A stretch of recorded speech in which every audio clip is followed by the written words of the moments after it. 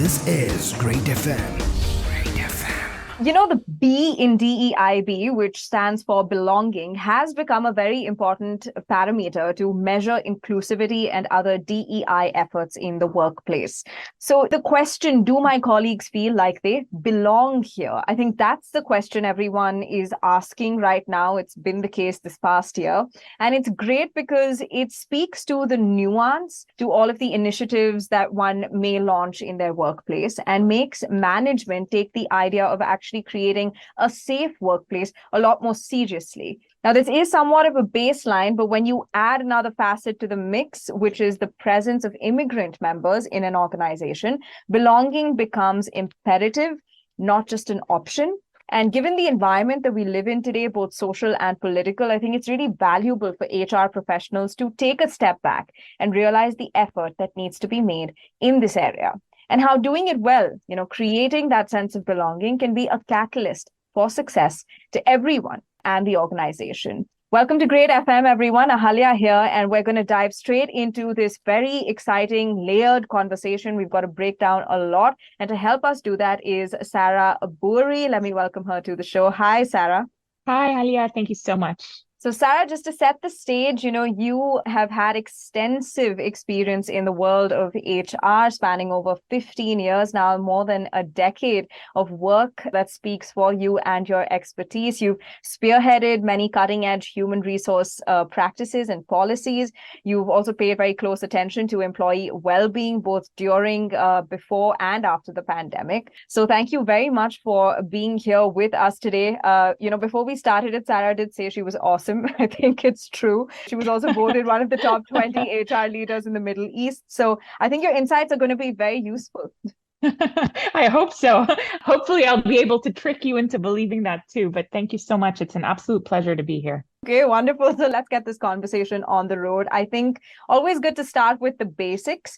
After COVID-19 and the pandemic, we all returned to work, and it did see a huge influx of immigrant employees joining workforces all over the world, right? There was migration in terms of within a country, different cities, or different countries across continent. It happened for many different reasons. And I think it's important to see why. Right? Because when we're looking at understanding the reasons for this shift, maybe we'll be better equipped to actually cater to our immigrant colleagues' needs in the workplace. Why did they join where they work?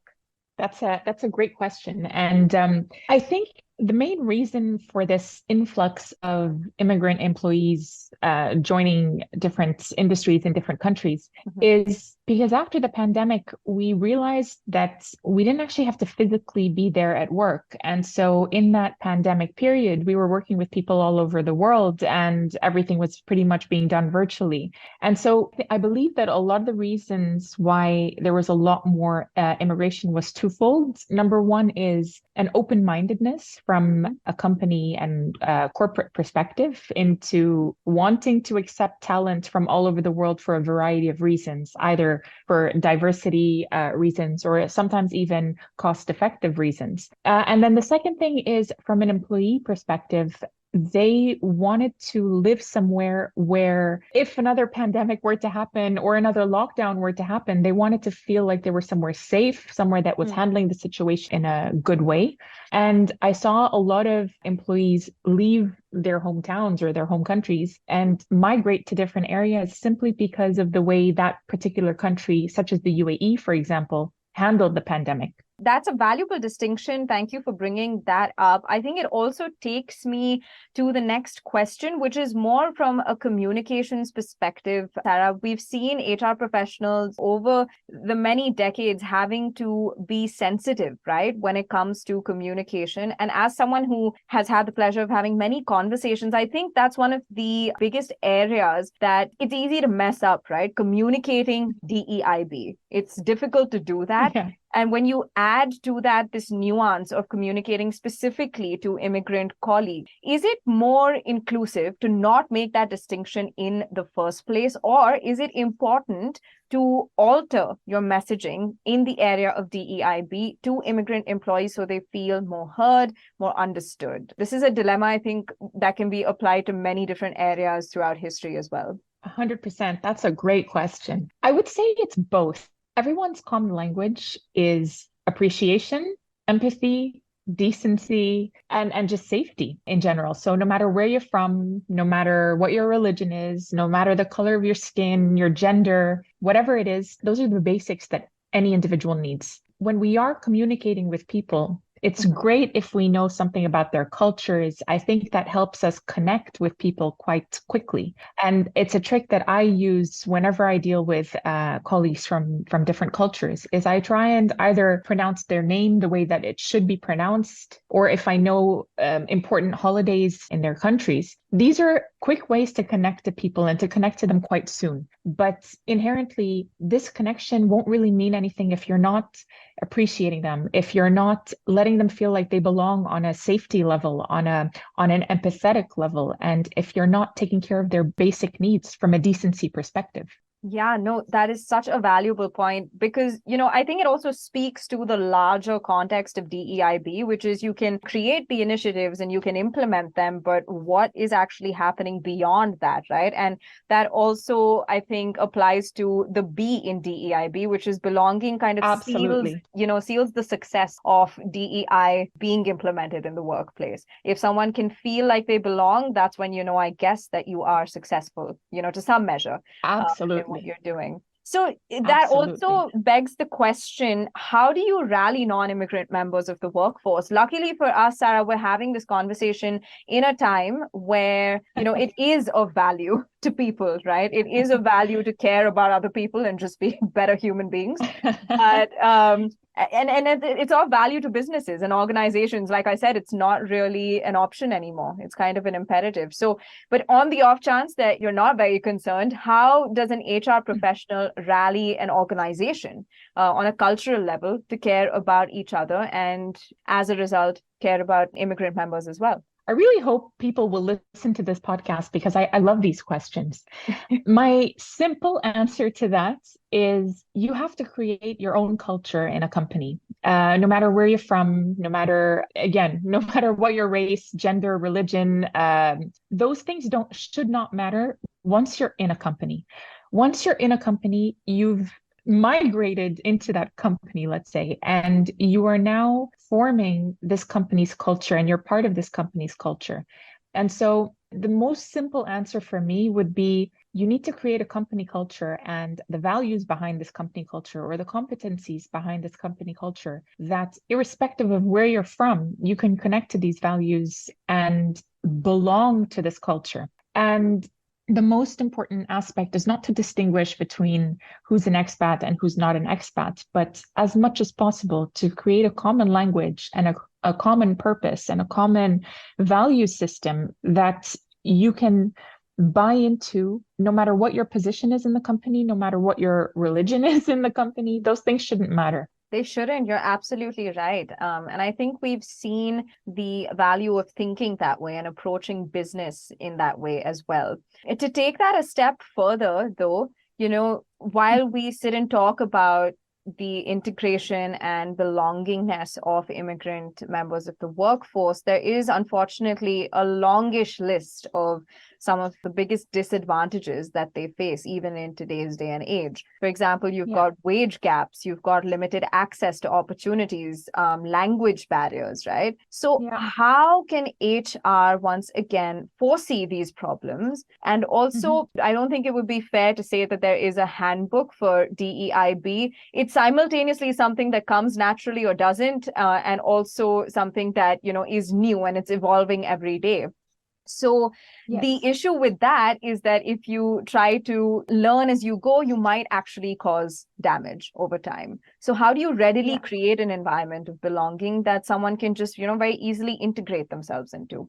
Okay, so to break that down a little bit more, I'm going to use the UAE as an example because this is predominantly where I've been for the last 15 years. And in the UAE, ironically, the minority culture in most companies are actually the locals, are actually the non-immigrants. And right now, there's this amazing initiative called Emiratisation in the UAE, where private companies are trying to attract the local talent pool in order to join their companies, and they're facing issues in that sense. So let's separate local versus expat, and let's talk about minority groups, irrespective of where you are. I think that's more relatable to the audience because there's minority groups everywhere. Now, in my experience, what I found is that with minority groups, they want a few things. The first, everyone wants a friend. Everyone needs companionship. We are social beings, whether we like to admit it or not. We like to have a buddy. We like to have a friend at work. And 9 times out of 10, we prefer to have a buddy who's similar to us in some way. We like to stay in our comfort zone. Now, one of the ways that we can increase the sense of belonging for these minority groups in the company, irrespective of where they're from, is to make sure they have a buddy. Try and hire not just one colleague from a particular country, but try and hire 3 to 4 who also know each other. It helps with that belonging aspect. The other way is if you cannot, or if you don't have that luxury to be able to hire multiple buddies for employees, the other thing that you can do as an HR professional is to really understand the challenges that they're facing. So some of the challenges could be food. So if your company provides food, it could be one of the days, providing something special from their particular hometown or country. Right. This makes them feel like, okay, there's something there that we have. And the other aspect is having an open communication. So they're usually not here and they're here without their families. So we try as much as possible to make them feel less homesick. So either by creating a family environment or like a community, not really a family. I don't like to call a company a family, but a community environment within the company that can support them in the absence of their family. Or on the other hand, providing them the resources so that they can talk to their families if they're abroad. So data packages, internet packages. So these are some of the small initiatives that we've done or that I've done in my career. Wow. Sara, the simplicity and accessibility of these initiatives, yet the beauty of them is really striking to me because it is often the smallest things that do connect us, right? And that do make us feel safe. And it doesn't have to be these large multi-million dollar sort of initiatives that are very showy, but eventually have no impact. I think that's such an eye-opening and wonderful response. Thank you for that. It's amazing. Food is the common language of the world. I agree. People say music is the universal language, and I'm like, no, are you seeing the music that's out there these days? I think it's food. Let's just stick with that. But yeah, but you've given us a lot of green flags, I think, just to throw in some Gen Z language. Now, when we talk about red flags, are there any major red flags that HR professionals need to keep a look out for so that I think you can avoid the workplace from, becoming unsafe or uncomfortable and hostile environments, catch it before it's too late? Yes, absolutely. There are a lot of red flags more red flags than green flags. I didn't even know green flags was a thing. Thanks for for introducing me to Gen Z language.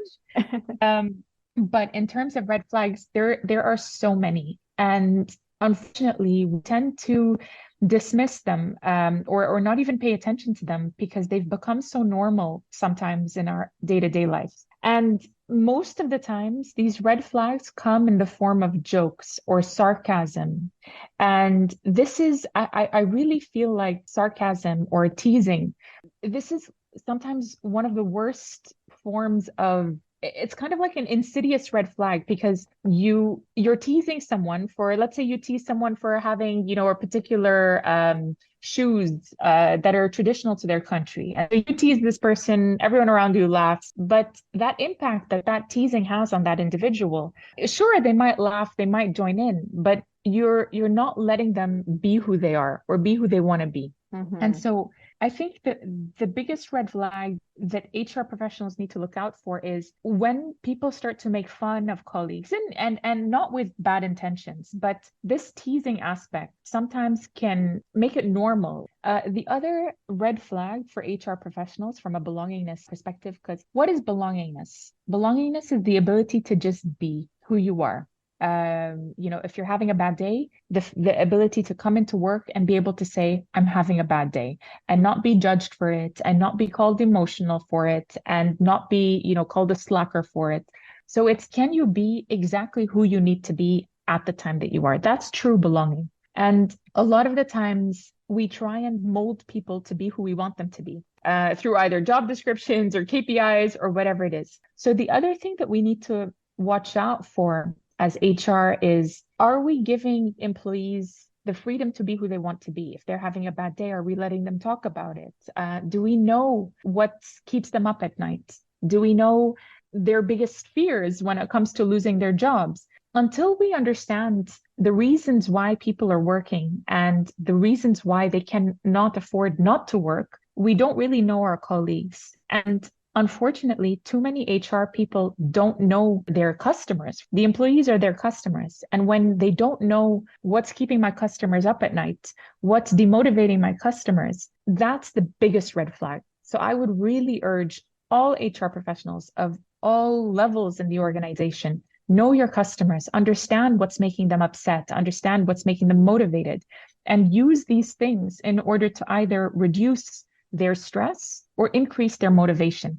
Yeah, no, again, such a beautiful response. I think it's eye-opening when you look at, infusing a workplace with just a little bit of humanity, a little bit of empathy, and the magic that can happen from that. And I honestly think this has been a very eye-opening conversation, more to the effect of understanding the tiny things you can do as an HR professional on a daily basis. And I think that's what makes or breaks culture, right? Those small things every day that are accessible to everybody. Thank you so much for your time, Sara. But before we let you go, if there are 3 ways to be sensitive with immigrant colleagues and actually make a change in the workplace, what would those be? I'm going to hand the mic over to you now. Mic accepted. Thank you so much. I'm going to turn it into minority colleagues because I don't think there should be a distinction. My go-to, or the thing that I use in order to be sensitive with my customers and understand my customer needs, is very simply, I ask them. So I'm curious about why they come to work. I'm curious about why they stay at work, why they still stay in the company, why they enjoy being in the company. I'm also curious about what they don't like about the company. I'm actually more curious about that than all of the other things, because what they don't like are things that we can change. And so my one advice to increase sensitivity when dealing with all types of colleagues in the workforce is, first of all, to ask them, what can we do to make your life better? And then not just asking them what we can do, but listening and then actioning what you can do. I'll give you a small example. When I first joined Ras Al Khaimah Tourism in 2019, I had one-on-ones with every single one of the employees just to find out, the reality is that yes, the employees definitely will always want more money and they definitely want career growth, but the pressing matters that are bothering them right there, right then, if you ask them about the top 5 things you want them to, they would like you to change immediately, it's rarely money. It's usually things like, we'd love chai karak machine, or hey, let's have casual Fridays, or it would be great if we could have 1 day work from home. And these are small wants that a company can most definitely provide. The problem is we don't ask. And so without asking, we're not sure what to provide. So my biggest piece of advice at this point is, ask your customers what they want from you. Listen to what they want from you, and listen from a place without judgment. Don't get upset. Don't feel like you're a bad HR person. Just listen without judgment to either yourself or to them. And action. Whatever you can action it, and action it quickly, because people will feel like someone's listening to me. And that feeling that I'm being listened to, I'm being heard, and I matter, that's the best way to increase belonging in any type of organization, relationship, whatever it is. That's the basics that you need. Wonderful, Sara. I think the word for today's conversation is really just eye-opening. Thank you so very much for giving us your time and for shedding a light on the language that we should probably be speaking, the things we can do to create a more inclusive and belonging environment. This has been a wonderful episode of Great FM with you. Absolutely. Me too. I really, really enjoyed this. Thank you for this opportunity. This is Great FM.